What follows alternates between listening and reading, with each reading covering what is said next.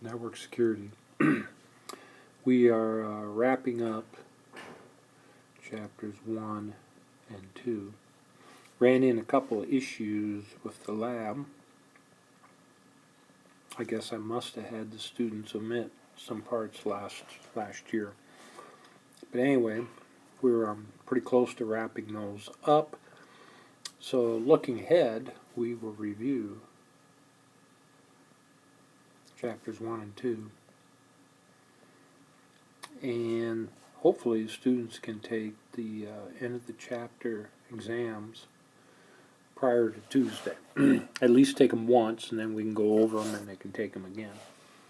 Okay? So this was Thursday. Finished up week 5. The 10th day that we've met. There was a general question about addressing, so we took an address here and we divided it up. Okay, it's a /24, so we can't change any of this, but we can do whatever we want with these 8 bits. So the first thing we did was, Chris said, well, I need a /26 was what we did, so we drew a line here. So it's 24, 25, 26 bits. And the combinations then out of that, right, you could have 0, 0, 0, 1, 1, 0, and 1, 1. And then you can decide how you're going to divide up those networks. Does that make sense? So we have all these bits in front of here plus those 2 bits. So we checked off 2 networks. We said these two, 0 and 64, are going to be a /26. And then whatever they're going to be used for. Then we needed some networks, let's say maybe some WAN networks, connecting 2 devices. So then we did a / here. So we made our cutoff point right here. Now, out of this, because you can't use the broadcast and you can't use the network address, this will give us 2 addresses, all those 4 bits. Just as a review, what do we have up here? 6 bits. So that would give us 64 combinations, 62 usable. And then remember, one of them would be your interface, and then if you had some servers, and then the rest for your devices on the network. Question was, long answer to a short question maybe, what about this network? This network's still usable because these 2 bits are different than those 2 bits, are different than those 2 bits, are different than those 2 bits.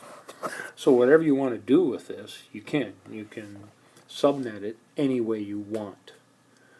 Now it's really important, if you take a look at this one up here, the /32, we got 1, 2, 3, 4. So we have 2 to the 4th, or 16 combinations we can have there. So you could have 16 networks with 2 addresses. But that one's done. I mean, as soon as you went out here and divided it out here, then you can't go back because you might get something to cross over. So you've got to use that whole network, the 1, 0. You're going to use it totally as those. So if you wanted some other ones out of there, if you only wanted 2 WAN addresses, you could have subdivided it a couple times otherwise and then taken those. Okay? You really got to be careful about crossing over addresses. But this one down here, this is all available. You could subnet this any way you want it. Okay? Now it probably wouldn't make sense to go, probably wouldn't make sense here because you already have all of these. But, anywhere else, depending on how many networks and so forth you want to take either. Probably not here because you already did this one up here. Well, no, I take that back. You could divide it there if you want to, because these bits are unique compared to those. Typically what I would do is I'd figure out where I'm going to start, and then I would get my biggest networks at the top, my next biggest, number of hosts, and then work my way down to something like this, where you only have 2 hosts, and use that on the last network. And then you can check them off as you go, as you start using them up. Okay? So we looked at the example here at NIAC. This one was assigned to the IT area. Then this one must be assigned somewhere else. And then this one was assigned to the IT area for public addresses. Does that make sense?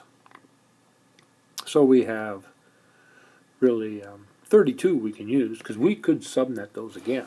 We could subnet them and create our own subnets within those ranges, because those ranges will always come over to us.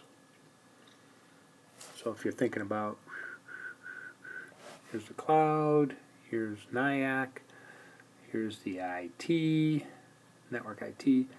When the information comes in from the cloud, any addresses that fit these 2 ranges will always be sent this way by this routing device here. All the other ones go into the main campus.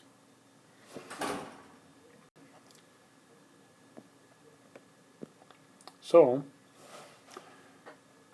our schedule, in terms of finishing up, we want to get started on Chapter 3 next week, where we do AAA, authentication, authorization, and accounting.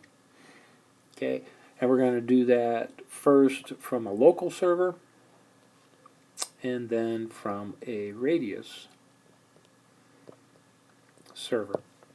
Okay, so what that means is, if we're going to access this router, let's say through the network, or through a console port, either way, we're going to access it, we can have a local AAA running in there, or connected to that device somewheres, there can be a server running either radius or TAXX that we will contact that server, and that server can authenticate, authorize, and do accounting.